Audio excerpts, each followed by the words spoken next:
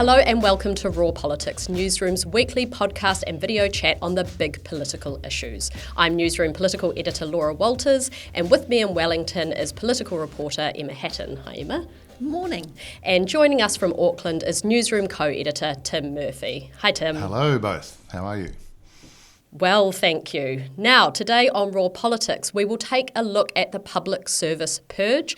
We will also have a look at the trouble brewing in Coalition Paradise and the latest quarterly plan. And to wrap up, we will offer you some recommendations. 3 more public service chiefs will bite the dust this year in what's starting to look a little bit like the government's night of the long knives. Civil Service Mandarins Iona Holstead from Education, Carolee McLeish from Treasury and Lil Anderson from Te Arawhiti won't have their contracts renewed this year. And of course, this needs to be seen in the broader context of this government's major public service restructure and the more than 6,000 job cuts to date. Now, Emma, you and Newsroom Pro editor Jonathan Milne had an amazing scoop this morning on Newsroom about the imminent departure of these 3 public service chief executives. Can you give us a bit of a rundown of where things are at? Yeah, sure. So these 3 public service sector heads, it's important to note that their terms were up for expiry this year. Anyway, Iona Holstead, for example, she is already on her 2nd term. So the fact that this wasn't going to roll over for Holstead isn't unusual, and Newsroom understands that she will announce on her own terms exactly when that's going to happen and how. But she has served for 8 years as the Secretary of Education there. The other 2 are a little more interesting. So Lil Anderson with the Office for Crown Māori Relations has been in that role. She's coming up for the end of her 1st term, so it's a 5-year term there. And I mean, it's an office that it goes fairly under the radar for the most part. And in actual fact, they are announcing this week their own restructure as part of those public service cuts, and that in and of itself has gone fairly unreported, I should say. So Lil Anderson, we're expecting to hear from her as well that she is not going to roll over into that 2nd term. The other one that is really interesting is the Treasury Secretary, Carolee McLeish. Now, she, of course, has been in the role since September 2019. That's a 5-year term. Interestingly, the Treasury Secretaries before her, so there was John Whitehead and then, of course, Gabrielle McLeish, they did get 2nd terms, and Newsroom understands she is not going to get a 2nd term. Of course, like you say, this comes in the context of huge changes in that public sector realm. Tim, I know you've been following this really closely. There is far more than just these 3, as we all well know. Yes, there have been a whole lot of changes across very important portfolio areas and departments and ministries. Health change, the chair there. Education's changing now. We've had defence, all 3, including the minister, but the ministry and the Defence Force have all changed. The Royal Commission into COVID, they haven't changed the commissioner, but they've set up this competing commission to follow on, which will have new personnel. This is a symptom of governments like this that have been in opposition for a couple of terms. They don't feel they've been particularly taken seriously by the public service. They haven't got the attention and the impact from their ideas or their criticisms. So they do harbour grudges, some of these politicians. They come into power, and I would go so far as to say they've probably got an unwritten and unspoken across the 3 parties, what I would call a shit list of people or organisations that they believe need to move on. And I can who's on that list, Tim? I can go through a bit of a list if you like. It's obviously not one that they've provided or they'll confirm, but you'd have to say that organisations like the Climate Change Commission, when those terms come up, that some of those people will be frowned, shouldered, encouraged not to reapply or just simply replaced. The Serious Fraud Office, one party in this coalition, or 2 actually, would have some reason to be unhappy with the SFO having taken political donations cases in the last term. New Zealand First in particular feels the Serious Fraud Office was actively against it twice in election campaigns. So the SFO, you'd have to be saying someone there might be looking over their shoulder.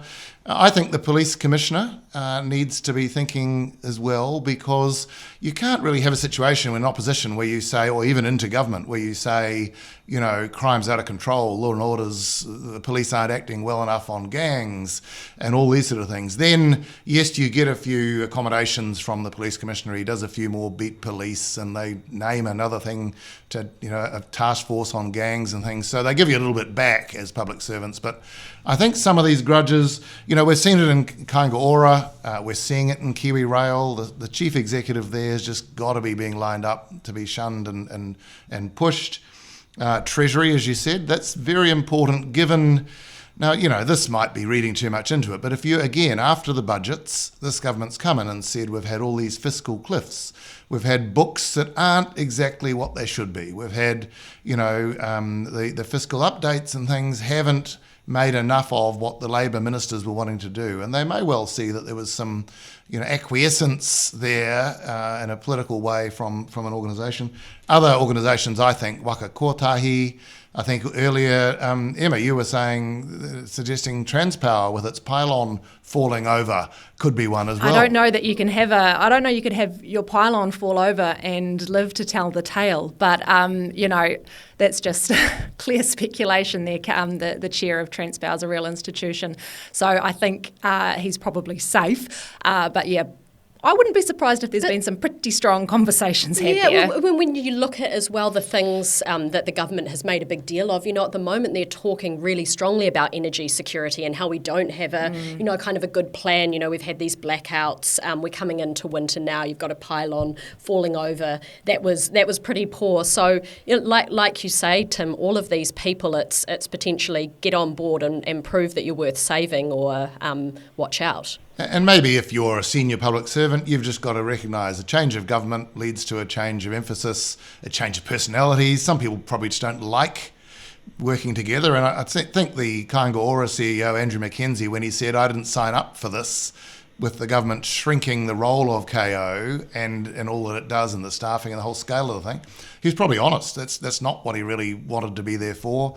And it's probably what some of these other people along the way, when it happens, will say, well, if I'm on the Climate Change Commission, I'm giving sound scientific advice in their view, and this government just wants to counter it or, delay it or not take regard for it, then you might think, oh, well, I'll go and do another job that, gives a reward somewhere. Yeah, and so in the case that some people might be jumping and some people might be pushed, and it's interesting to see how those different ones will play out. I also think that, there's so much kind of instability at the moment with this massive restructure and this overhaul. And you do understand, to the points you're making, Tim, about, you come in as a government after being out for a couple of terms and you need everyone on the same team, all pulling in the same direction, all completely bought in 100%. But when you're getting, cutting more than 6,000, that's the count to date, roles, to then cut a whole lot of heads as well, and heads with big, deep institutional knowledge, understanding of the organisation, understanding of how, a ministry works with a minister and, respect within the sector that they might be interacting with. Getting rid of all of those as well might lead to even more upset, even more instability, which could actually become an issue for the government as well. There's probably something to be said for a bit of continuity and institutional knowledge. And you also want to be, if you're a government that's going to, put out good policy that's rigorous and being tested, you think you'd want to be challenged sometimes by your ministry, by your chief executives. Now, if that relationship then sours because you're being challenged, that could cause an issue, but you do want to be able to have that free and frank and honest discussion to really kind of test policies and the direction that you're headed. So I think it could be a bit short-sighted to just cut off, the kind of the head of any ministry that disagrees with them. Yeah, you can have too many balls in the air. You're doing everything at once. This government tends to think that, momentum is this absolute prerequisite. You've got to keep going hard and fast, change things and get things underway. And I guess if you're, say, in education, even though Iona Holstead will just finish her 2 terms, but if you're in education and you're Erica Stanford and you're thinking, well, all the way they've been running the curriculum reforms, these big classrooms that have been in place beyond, this Labor government, Labor governments, right back to national, but that kind of whole thing and the property. They've said, education property was such a terribly run, scandalously overwrought. If you're saying all that as a minister, then you really do need to change the leadership and drive when you get the chance. Yeah. And also how much that ministry grew as well. Of course, it's one that we saw with some of the biggest number of job cuts there because it had just grown and what the government would call back office staff. And when then, to your point, Tim, that you're not getting the outcomes from that massive growth within the ministry, then you go, something's got to change.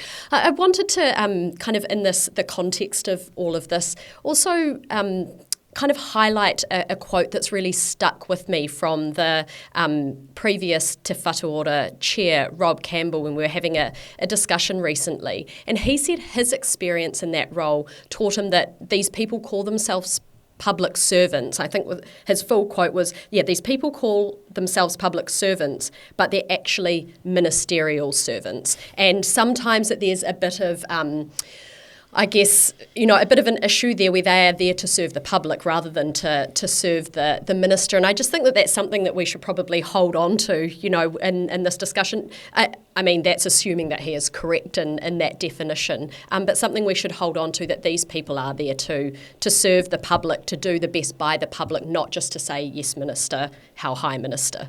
Yeah, and I think that speaks to actually, Tim, what you mentioned before about momentum. And one thing that I've noticed in recent months is if you have a look at some of the regulatory impact statements that are being put out by various departments, I've noticed it specifically in the law and order space.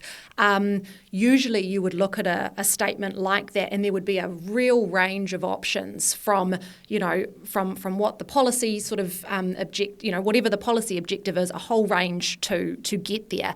What we see more often, I have noticed, is that the policy decision has already been made, and it's what are the ways to actually achieve this. So in an effort to do things faster, that's an effective way to achieve that. Are you getting the full suite of options and remedies that you can then go back and consider?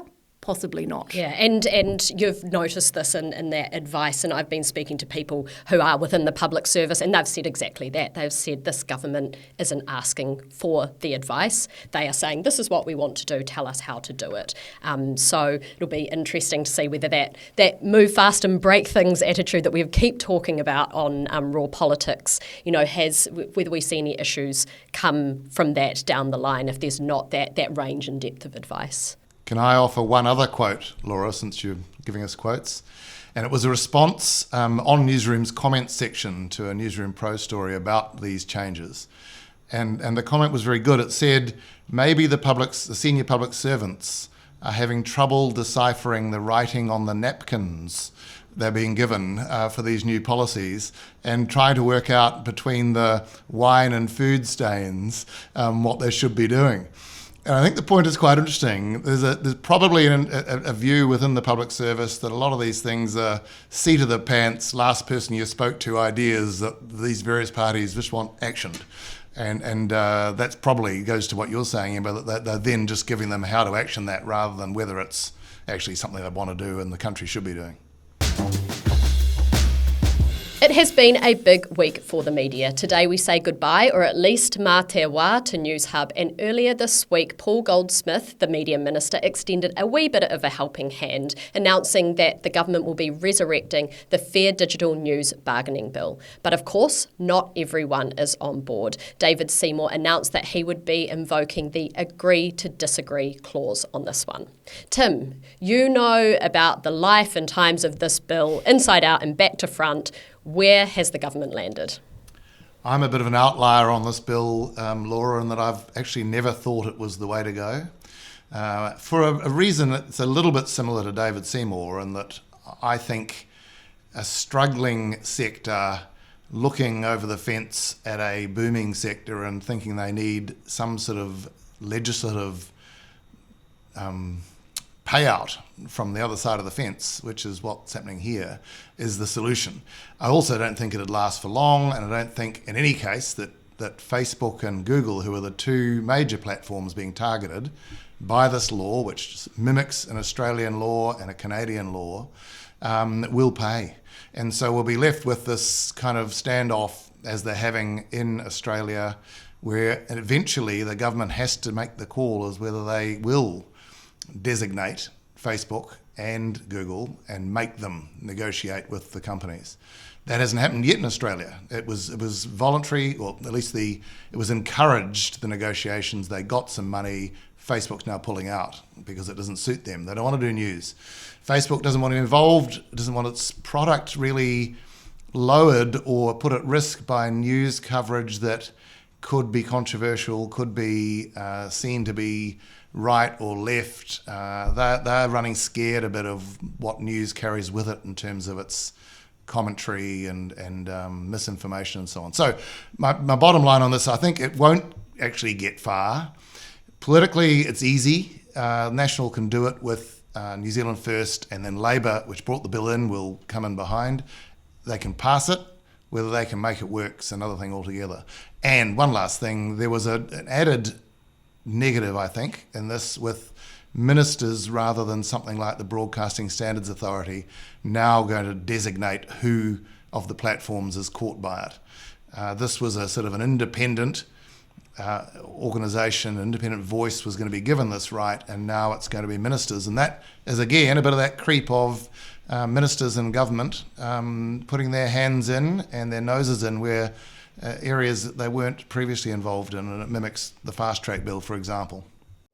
And that was what David Seymour. I mean, he had some pretty strong words on this bill, and he said, it was a sop, and it's the kind of thing that you do when you don't know what else to do. Essentially saying that National didn't come up with any good ideas here, so they just resurrected something that wasn't going to do the job. But hey, we have to say something, or we have to announce or try something. But he said that his final straw was that ministerial intervention that you're talking about, Tim. And he talked about, there are already issues with trust in media, and this kind of adds to that perception where, that the state is somehow involved. We, of course, had that with the Public Interest Journalism Fund, rightly or wrongly. There was a perception around this, and, National absolutely slammed Labour for that. So it's quite interesting to see them inserting themselves in this bill here, or this framework that they're proposing. I don't think we need them defending us. I don't think we need them saving us. I'm far more interested in independent media finding their way. It is a struggle. It's not easy, but I really think the media ought to be so independent of government, not just of politicians, but of the apparatus of government, that we shouldn't seek their direct assistance. And this is just one example. There are many ways that plays out, but this one, basically taking money off platforms that are succeeding wildly in attracting advertising from New Zealanders in their own platforms and New Zealand businesses, and the government advertising spend. So that's been a success. It gets to the eyeballs, it gets to the places people need to be. And I don't think they make much money out of the news coverage that the media companies put up on there. It's a different case to a whole lot of things. People often say, well, what about music, where radio stations here have to pay royalties for using musicians' work? Well, that's fine, except they wouldn't if the musicians were putting that music up on the radio stations, voluntarily and actively saying, here, push our music, take our music. And that's what's happening with the media and with the journalism on these platforms. So it's a very fraught situation, but I vote, and I would always keep holding out for clear lines of independence of media from government. And in saying that, I don't mean that there's no place for example, the 3 state broadcasters. I'm a supporter of public broadcasting, and I'm a supporter of New Zealand On Air, funding public good, like local democracy reporting networks and some of the court reporting perhaps, and certainly some of the current affairs programs that we've had for 20, 30 years that have been supported because they're necessary to have and they don't make any money for the media involved. But I think overall, the further the government and the taxpayers' money stays out of media's hair, the better. And of course, the other interesting part around all of this announcement is ACT's decision to use that agree to disagree clause. I mean, it's the second time in the space of 1 week, that a coalition party decided to do that. First of all, we had New Zealand First on the COVID inquiries, and then we've got ACT on the Fair Digital News Bargaining Bill. And it was, I think, particularly telling that David Seymour, and I'll just paraphrase this. I don't want to try and quote him directly, but in his press conference, he said, "Look, there was always going to be a first use of this clause, but now that essentially the seal is broken, you could see it used more frequently." And I think that was that kind of hints that there are other things that are coming, and of course there were always going to be. The first time we have a proper three-party coalition, and especially parties that are so diametrically opposed on some policies and principles and values. But the fact that he's hinting at it when we're only, 200-ish days into this term, I think is really fascinating. And we've talked a lot on this podcast already about how Winston Peters is the one to watch. He has form as we come into the second half of that term. What's he going to do in order to set himself apart and make himself kind of re-electable? But I think that this shows that we shouldn't discount David Seymour either. He kind of retains the right to go full libertarian, as he's known to do. So I think we might be seeing some more of these ructions as the term progresses. Although Peters is more likely to be of the mind, being a sort of a policeman as he is of coalition agreements, I think he'd favour making them agree to agree rather than agree to disagree as his favoured position almost. So I don't think he'll want to go to there much because it seems like he's compromising. And he's resolute on this is what you said and this is what we're going to do, So from his side, but yes, with ACT, I think it's a good thing. I've got no problem at all with minor parties standing aside and saying we don't believe this is the way to go. And I think, like you say, Laura, David Seymour has always held that line of values and principles above all else. Look at the way that ACT voted when it came to the firearms regulations following March 15. That was based on their principles around freedom and rights and that sort of thing. It does make you wonder what could be down the line. I know during the campaign there was very clear expectations around what would become of the firearms register. ACT is very keen to see that done away with. They're doing some work on the Arms Act. I wouldn't be surprised if we might see some agree to disagree there. I think Mark Dalder's not here. He would know the ins and outs. There was some stuff around climate change as well. So, absolutely, like you say, the seal's been broken now. The Band-Aid has been ripped off. It's a three-party coalition. Of course we're going to see it. And to your point, Tim, as well, it is healthy. And, they've been clear about their different positions and their different principles. And they have this right, it's in the coalition. It's been used before, in the coalition agreements. It's been used before in other coalition arrangements. There are, it's outlined in the Cabinet Manual that there are processes. There's, specific processes to follow, and that despite, this maybe agreeing to disagree, that ministers still have to discharge their responsibility once the government comes to a position. So, there's nothing unusual in it, but I would say that it only takes one time for it to kind of all go south, a big enough issue that they're disagreeing on to kind of, start to see the fracturing, the real splintering of the coalition arrangement there. And wouldn't we all of us, not just this podcast, but across the media and beyond, be critical if they, say, ACT in this instance, just quietly folded in and supported something they've been so resolutely against?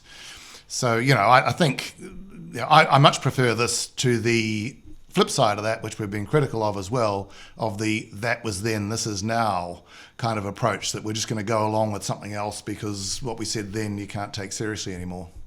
Yeah, and not just us. It's not just, the commentariat, the so-called commentariat that would be critical of it. They're voters too. We've got to remember that, they go out and they make promises and people vote for them based on that, and they've got to hold true to that. It has been 221 days since this coalition formed. What a ride. First, we were hit with the 100-day plan, then the Q2 action points, and this week the Prime Minister has treated us all to his latest quarterly plan. The plan includes 40 action points covering the topics of infrastructure and resource management, law and order, and public services. Now, Tim, we have talked about these plans and these action points and these, checkbox exercises before on Raw Politics. What is your assessment of this third quarterly plan from Luxon? I think it's a snore. And, if you and I wrote a list of what we did through the day, sat down at desk, logged on, looked up something, and very prosaic, functional things. That's what it's become.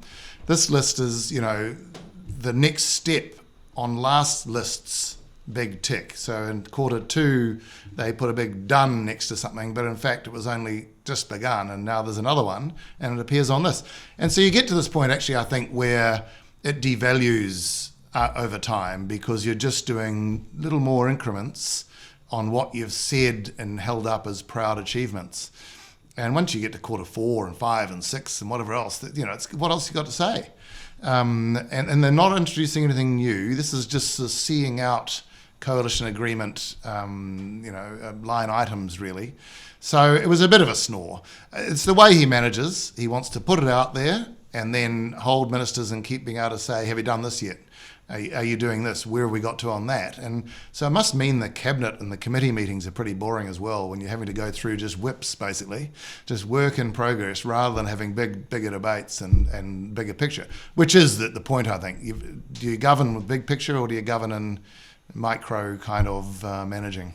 And I guess that writing something achievable, very easily achievable, maybe down on a document and then ticking them off doesn't equal genuine progress, does it? Which then leads to the question, have they been making good progress? I mean, what do you think, Emma? The government's kind of laid out their focus areas. They repeated them over and over again. How are they actually doing on that? Well, I mean, they've certainly been doing stuff. You can't deny that. I mean, you can have opinions on whether it's good stuff or not good stuff, but stuff has been happening. I mean, they came in, like you say, with that 100-day plan, which was essentially a clearing of the decks. They got rid of everything they didn't want, and they were ready to go again. And they have had achievable small wins. They had things through the budget around the tax. The tax rebates, essentially, the tax relief, cost of living was their big sort of nail to tick off for that first part. I think for the most part, we're not going to see much more on cost of living. Big green check for that, I suppose. Are we all feeling happier and wealthier? Anyway, I think things are being done, and these lists are a way to look like things are being done, but like Tim says, they're not all sort of very substantive. Like Q2 was take advice on the Holidays Act, for example. Q3 is consult on the Holidays Act. Actual reform of the Holidays Act, a very big sort of fish to fry, and that's going to take a really Q10. long time. Q ... Yeah. We have been chatting a bit about the state of the media today, which leads us nicely into our reader question. With News Hub closing this week, who will be the 3 news journos in the parliamentary gallery? Now, I did a bit of a whip around, because there's some discussion happening in this space still. Not everything is finalised or confirmed, at least to the public. But we do know some things. Of course, we know that Jenna Lynch, who is currently News Hub's political editor, will be going over to Stuff, and she will be leading that 3 News coverage under the new merged model. And producer and previously a reporter turned producer Laura McDonald will be going over with her, at least to start with, I understand, to help out there. And cameraman Chino Barrett-Lovey will also be going from News News Hub to 3 News. So that will be the core team. And then beyond that, we understand that political reporters who are based in the gallery, like Bridie Whitten and Glenn McConnell, are also expected to contribute to the politics offering for the 6pm bulletin. And of course, then we have Auckland-based Chief Political Correspondent Tova O'Brien, who was previously political editor at News Hub. Well, you would also expect to see her doing that politics coverage for 3 News as well. So we have, even though it's that core team led by Jenna will be quite small, there'll be other contributors to that political coverage on the 6pm bulletin for 3 News.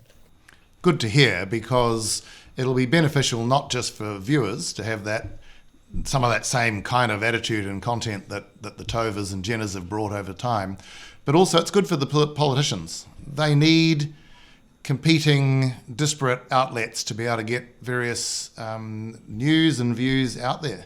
And particularly come election time in 2026, they'll really suffer if there's not a second television, hard news, political offering. So good, and I hope they go well.